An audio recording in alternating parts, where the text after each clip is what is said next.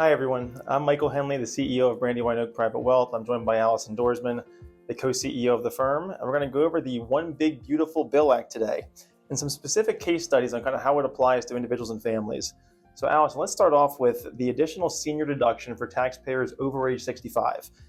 So I guess the question is, at a high level, how does the additional senior deduction work in the first place? Absolutely. So in order to qualify for the deduction itself, you have to be 65 or older in that tax year. Okay. It is going to go into effect from tax years 2025 through 2028.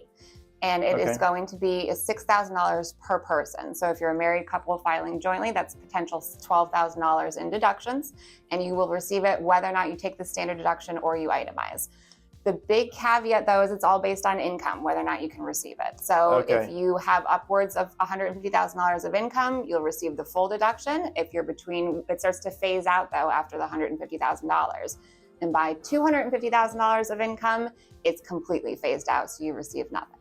Okay, so that's about as clear as mud. So let's, can you give us a scenario where a married couple would receive the additional senior deduction? Absolutely. So say, for instance, there's a couple, Bob and Susan. So Bob will say is 66 years old, Susan's 65. Yep. They have income, ordinary income sources are Bob's pension, Susan's receiving her Social Security, then they have taxable interest. We'll call that $100,000 of income right there. So 100 grand is just ordinary income Ordinary income, Okay, exactly. got it. So then we'll go, and what's interesting about this, qualified income counts as well. So if you have taxable accounts that produce qualified dividends and realize long-term capital gains. So like investment income. Exactly. Okay. Say that's another $50,000 of income. So say their situation gets them to $150,000 of income. Okay.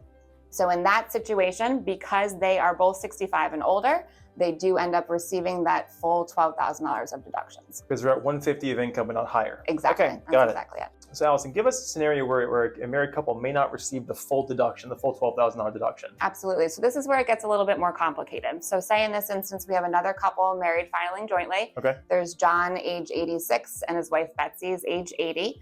They have more ordinary income sources at this point in their life. So they have their pension, but they also both have required minimum distributions and both have Social Security income. Okay. So in this situation, all those ordinary income sources count towards about $175,000 of income. Okay. Then, as the same example as before, they have taxable income as well. So qualified dividends, realized long-term capital gains. So investment income in addition. Exactly. Okay. So that's another $50,000. So in their situation, that gets them to a combined income amount of $225,000. Okay. Well above the 150. Exactly. Okay. Well above the 150, but not completely phased out because they're not at $250,000 of income. Okay. So in this situation, that $225,000 of income, that results, instead of them receiving the full $12,000 of deductions, they receive $3,000. So still very impactful, just not the full amount. Okay, so it sounds like, just based on what you're saying, Alison, the precise tax planning is more important than ever. Absolutely. You really can't approach this with a broad, you can't guess. You really can. And that's where this brings us to some unique planning opportunities. So one of the questions I think a lot of people will ask is, does this make sense to do IRA to Roth conversions? If we know that those conversions could result in you having more than $150,000 of income, and what if the additional income cuts down on that deduction that you're going to receive? Right. Yeah. The answer to that question at a very high level is it depends, right? So it depends on that family itself. This planning is not a one-size-fits-all. It depends on multiple different scenarios. How much do you have in the way of pre-tax dollars? Yep. What's your effective tax rate over the course of your lifetime? What is the marginal bracket for your beneficiaries? So for your children or family members that are going to inherit the account. Also, how charitably inclined are you? Are you going to process what we call qualified charitable distributions from your IRA, both during your lifetime and after? What's your charitable intent?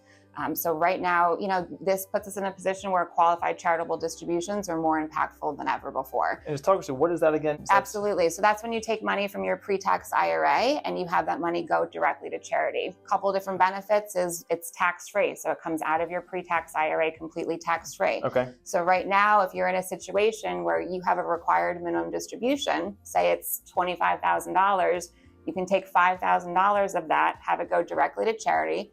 It's tax-free coming out of your IRA, and now it brings your income down by that additional $5,000.